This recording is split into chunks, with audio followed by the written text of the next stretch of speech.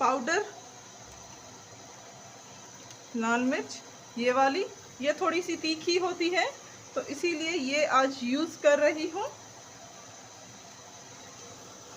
Spicy मुझे पालक बनानी है तो आज ये यूज़ कर रही हूँ। अगर आप चाहें तो जो कुटी हुई होती है, पाउडर नहीं होती है लाल मिर्च, वो भी यूज़ कर सकते हैं। बहुत ही यमी खुशबू भी आ रही है, बहुत ही अच्छी हमारी पालक बनी है। उम्मीद है आज की रेसिपी आपको बहुत ही ज़्यादा पसंद आई होगी। प्लीज़ हमारी वीडियोस को लाइक किया करें, लाइक भी करें, बहुत ज़्यादा शेयर करें और सब्सक्राइब करें। जिस लोगों ने हमारे चैनल को सब्सक्राइब नहीं किया तो सब्सक्राइब कर लें। Thank you.